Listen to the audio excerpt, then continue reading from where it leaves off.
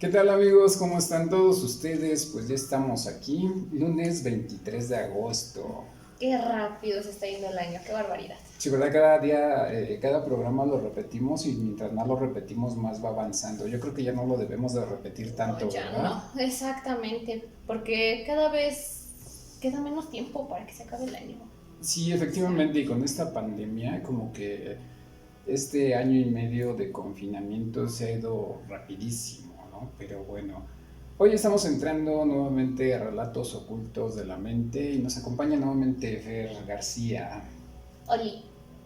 Oli. Es el nuevo saludo para todos ustedes directamente desde Tlalnepantla, Estado de México, el saludo de Fer. Oli. Bueno, hoy vamos a hacer un viaje en el tiempo, Fer.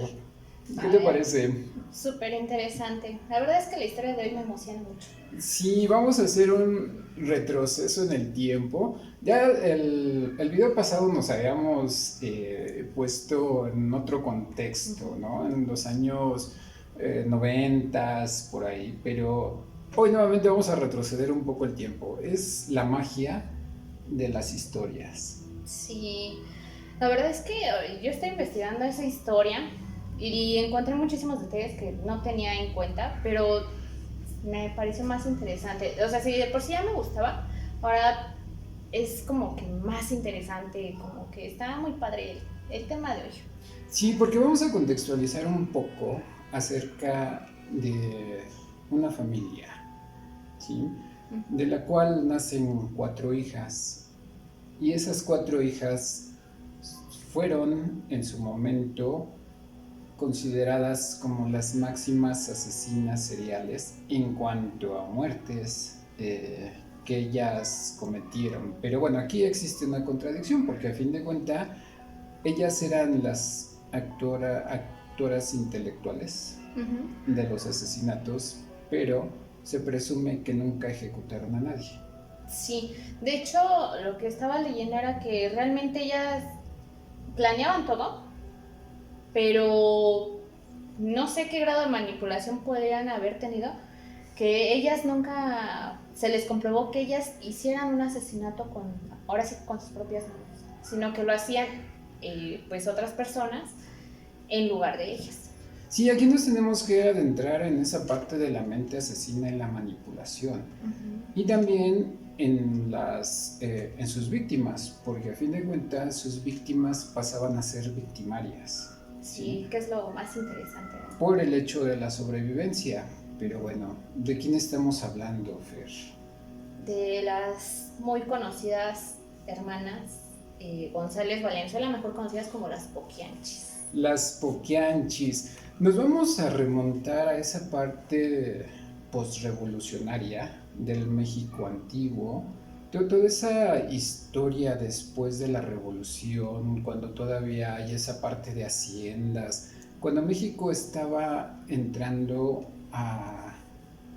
hacia la modernidad, o sea, era la transición del México revolucionario, pasando por la Segunda Guerra Mundial y adentrándose un poco hacia la modernidad, a lo que hoy conocemos México.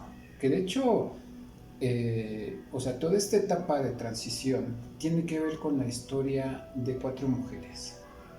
Sí, cuatro mujeres que crecieron en un ambiente violento, pero también muy religioso. Sí, efectivamente, o sea, un México marcado todavía por ese aspecto religioso. Exacto. ¿Sí?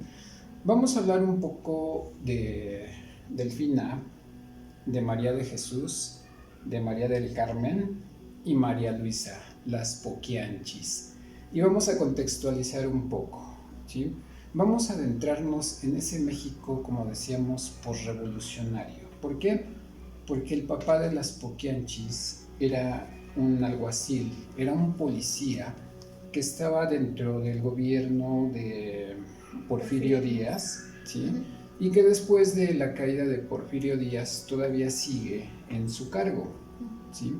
Entonces, el nacimiento de las hermanas González Valenzuela, que aquí hay un pequeño detalle, ellas no eran González, sino se apellidaban Torres Valenzuela, porque el papá se llamaba Isidro Torres.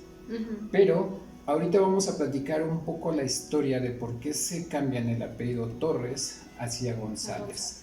Pero bueno, vamos a decir esto. El padre Isidro Torres era alguacil en ese México pre y post revolucionario.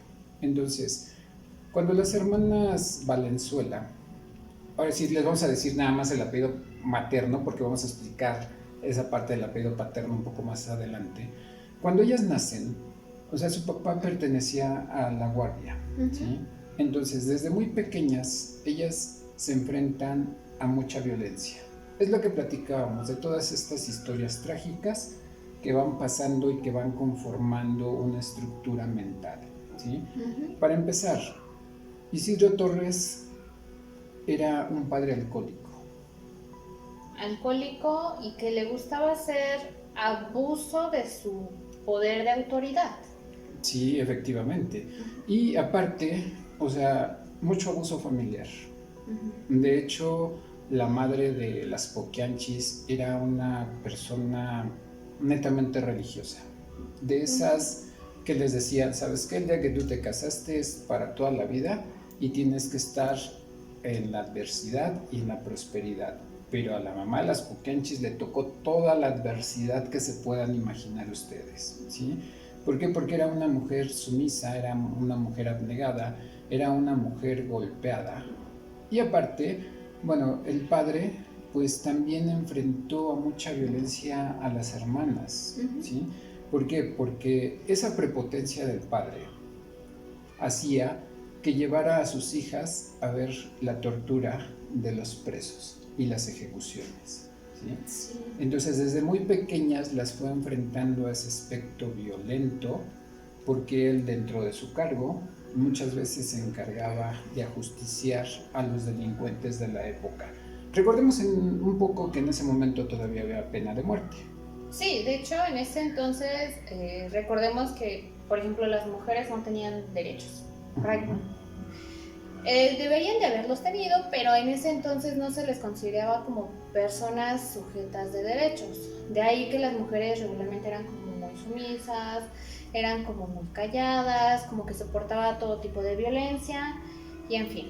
Entonces, en aquel entonces, pues todavía existía la pena de muerte, todavía no se tenía en cuenta toda esta situación de los derechos humanos ni situaciones así, y todavía se les permitía como tal, pues cosas como de tortura que ahorita ya no se permiten dentro de nuestro sistema de justicia penal.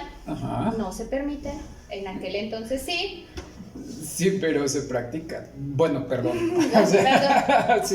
Perdón, o sea, entre comillas. ¿No? Bueno, quién sabe qué sucede, ¿no? Pero en ese momento sí era legal torturar y ejecutar. Ajá, para, ya saben, sacar la verdad de las personas. Entonces, obviamente, pues no había ninguna norma que prohibiera que los niños pudieran ver ese tipo de situaciones, como en el caso de las hermanas Valenzuela, pues teniendo a un papá con autoridad, pues ¿quién le iba a prohibir al papá llevar a sus hijas a ver pues, torturas? Literalmente era actos de tortura lo que ellas veían. Sí, y aparte estamos hablando de una región del país, en la llamada provincia mexicana. Si de por sí en el centro de la ciudad, o sea, no había esa parte de control, esa parte de derechos humanos, pues mucho menos en las localidades pequeñas de los estados. Estamos hablando que las hermanas González Valenzuela nacen en un lugar que se llama El Salto, Jalisco. Entonces, volvemos, si en la ciudad no había garantías, pues en los pueblitos, pues tampoco. Mucho menos, ¿no? Entonces, la situación es que ellas crecen en un ambiente muy, muy, muy violento, ¿sí? A tal grado que en determinado momento el papá, por ese autoritarismo, va a perseguir a un supuesto criminal. Y resulta que es un hacendado, porque estamos hablando del México todavía de las haciendas. ¿Sí? Si ustedes no saben qué era una hacienda, pues era una gran extensión de terreno con un único dueño, y el dueño era el que controlaba los trabajadores, las tierras, el comercio. Él era el dueño de todo, ¿sí? Hasta del personal. Sí, era cuando todavía se decía que eran los amos de los trabajadores o propietarios de tal cual. O sea, como si las personas que trabajaban sus tierras pues fueran como objetos y pues yo te compro y estás a mi completa disposición. Sí, aquí la situación es que Isidro Torres, en su carácter de alguacil, policía del gobierno, dice, pues aquel fue el que cometió un delito y lo asesina impunemente a mansalva, por la espalda, ¿sí? Entonces, después de ahí, obviamente el gobierno toma cartas en el asunto e Isidro Torres se vuelve un fugitivo de la justicia. Abandona a la familia y se pierde. Pero antes hay un suceso muy importante dentro de la vida de las hermanas Valenzuela, ¿sí?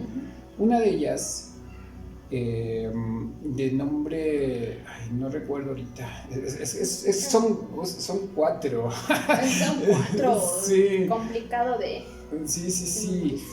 Sí, bueno, ya, Carmen, María del Carmen, en ese momento, antes de que su papá cometa este acto, ella se fuga con su novio.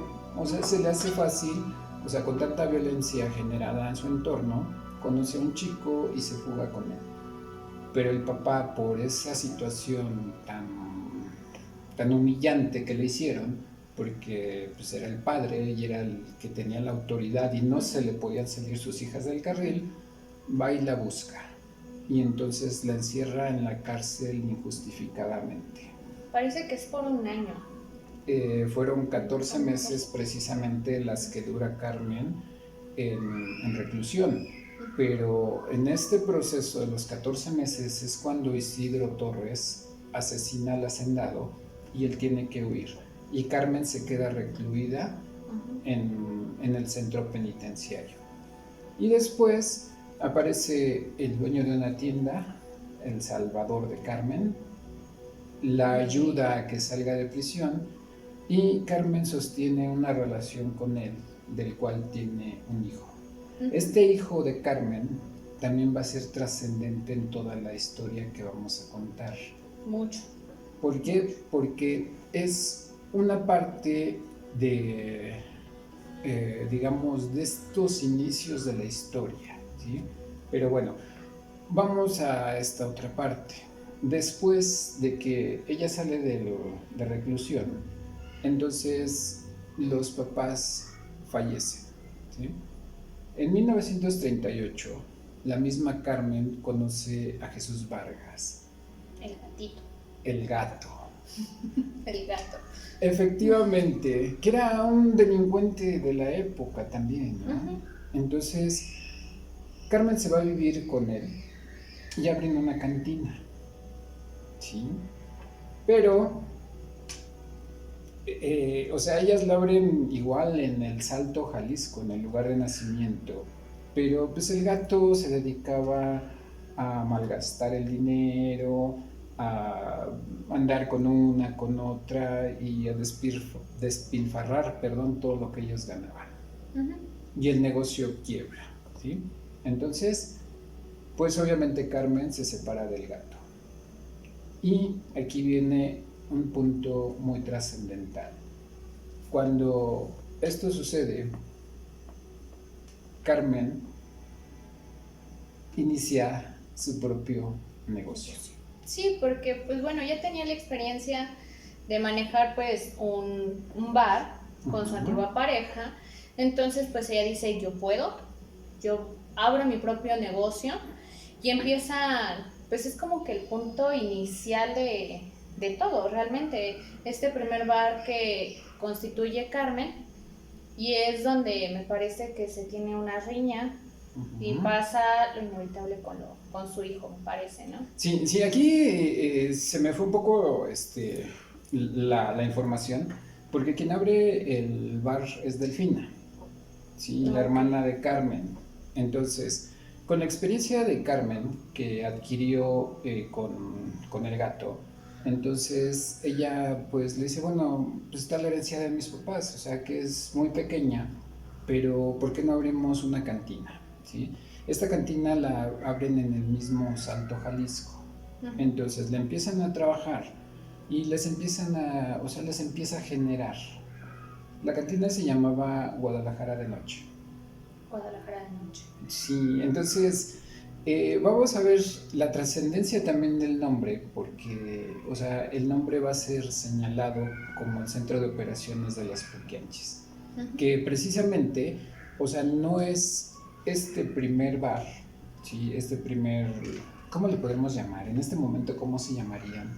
Antro, Pues un antro, pues sí, yo creo que sería como un antro de ahorita. Sí, bueno, en este lugar había prostitución, había drogadicción, había muchas situaciones. Entonces en este bar se desarrolla una riña. Ujú. Y ahí muere el hijo de Carmen, aquel que había procreado con la persona que la ayudó a salir de la cárcel, o sea, fallece en una riña y tienen que cerrar. Y de ahí, ahora sí empieza la verdadera historia de las Poquianchis. Sí, si te fijas es como que un momento pues traumático para Carmen, en el que, o sea, pierde pues, a su propio hijo. Tengo entendido que su propio hijo se encargaba, por ejemplo, pues de que los inquilinos, de que las personas que fueran ahí a visitar no hicieran desastres, no ocasionaran peleas, o sea, mantenía como que el orden dentro del establecimiento. Sí, llevaba la parte de seguridad dentro de la cantina. Entonces, por eso, o sea, en esa riña a él lo matan y tienen que cerrar. Entonces, ellas se tienen que trasladar de El Salto, Jalisco, hacia Lagos de Moreno, en la misma entidad del estado de Jalisco. Pero yo creo que es tanta la información que vamos a tener que hacer un nuevo video. Sí, porque esto es ni la cuarta parte, yo creo que de todo lo que abarca esta historia de las Poquianchis, que tal vez nosotros o ustedes como público las llegaron a escuchar, pero por lo que hicieron ya pues en su punto culmine, pero toda la historia que las envuelve es muy interesante y son muchos factores que las llevan a, pues ahora sí que a lo que hicieron, ¿no? Lo que cometieron. Y aparte una estructura muy organizada. Bastante organizada. O sea, porque ellas eran asesinas seriales, aunque digamos, o sea, como decíamos, entramos en esa parte de la contradicción porque ellas nunca se les comprobó el hecho de que hayan matado a alguien, pero tenían una superestructura, tenían una organización en la cual había una persona dedicada para cada actividad delictiva de la organización. Y todas estas personas, obviamente manipuladas por las hermanas González Valenzuela, que ahora sí ahí les va. ¿Por qué se apellidan González? Porque cuando el papá huye, ellas vuelven a sufrir esa parte de la discriminación en su lugar de origen. Por el hecho de llevar el apellido Torres, lo relacionaron con el asesinato de este hacendado y la gente las empieza a atacar, las empieza a bullear, aunque no se hablaba de bullying, pero las empieza a bullear, las empieza a hacer menos y de ahí es cuando ellas deciden cambiarse el apellido. Muy interesante, ¿no? Como los actos, por ejemplo, a veces de los papás, pues perjudican mucho a los hijos. En este caso, pues ellas a nivel, pues de toda la sociedad, de todo el pueblo de aquel entonces, de que las empezaba a bullear. Sí, efectivamente estamos hablando de una sociedad muy tradicionalista, decíamos un poblado en ese entonces pequeño, en la cual la religión estaba muy compenetrada en la sociedad. Entonces el hecho de que ellas tuvieran un padre asesino, eran señaladas, eran marcadas, estigmatizadas, entonces por eso ellas deciden cambiarse el apellido de Torres a González. Entonces vamos a hablar de las hermanas González Valenzuela como las Poquianchis. Pero por el día de hoy Yo creo que tenemos que hacer una pausa, pero les recomendamos que no se pierdan el próximo video porque ahí viene lo bueno. Lo más interesante y lo más picosito del asunto. Sí, que de hecho esta historia ha tenido también un amplio desarrollo en la literatura, en el cine y hasta en la televisión. Sí. Hay una película que se llama Las Poquianchis, de 1976, que el director es Felipe Casals. Si tienen oportunidad, véanla. No es así la película a donde se cuenta toda la historia, pero es muy interesante la trama que se maneja. Y aparte también hay un libro que se llama Las Muertas, de José Ibargüengoitia, que también es muy interesante. Ahí sí es un poco más explícito, o sea, toda esta situación del manejo que tenían las Poquianchis. Y aparte, bueno, pues hay alguna otra serie de televisión, como por ejemplo salió una serie en México que se llamaba Mujeres Asesinas, a donde también cuentan la historia de las Poquianchis. De las Poquianchis. De las Poquianchis. Pero bueno, a ver, sí. No, y de hecho hay un programa muy conocido que se llama Lo que la gente cuenta, que me parece que también por ahí tiene un capítulo dedicado a las Poquianchis. Entonces, realmente ha sido un tema muy relevante, conocido por medio mundo, parece. Y es tan conocido que hay películas, libros, series, o sea, por donde le busques, o sea, vas a encontrar alguna información de las Poquianchis. Un dato anexo. En ese momento estaban haciendo un periódico amarillista que se llamaba El Alarma. Algunos de nuestros amigos que somos contemporáneos se acordarán del Alarma, la Alerta, de esos periódicos de circulación, pero el Alarma en sus inicios le dio un seguimiento a la historia de las Poquianchis y se habla que vendieron más de 2 millones de ejemplares por el hecho de la atención social que generó esta situación. Sí, estas hermanas González Valenzuela, ¿no? Entonces, en el próximo video nos vamos a penetrar un poco más en toda esta cuestión del modus operandi, de la estructura, de la organización de las Poquianchis, porque también es muy interesante. Pero bueno, por el día de hoy creo que nos tenemos que despedir, Fer. Pues ni modo, y mira, aquí estábamos entrando a lo mero bueno. Pues ya nuestros amigos que nos están viendo tendrán que esperarse una semanita más para retomar este tema y pues ojalá nos sigan aquí apoyando. Y si les gusta, recuerden darle like, suscribirse y compartir con sus amigos. Sí, también compartan con sus amigos para que hagamos llegar esta información a más personas y aparte está muy interesante. Muy interesante y sería bueno que nos pusieran qué es lo que opinan sobre estas hermanas así en los comentarios y puede que hagamos como, no sé, si tienen preguntas les contestamos, si tienen ideas o si quieren que abordemos algún tema en específico o algún caso que a ustedes les haya sonado muy interesante, sería bueno que nos lo compartieran a ver qué. Sí, efectivamente, recuerden que este programa lo hacemos para ustedes y también ustedes lo hacen para que nosotros podamos interactuar.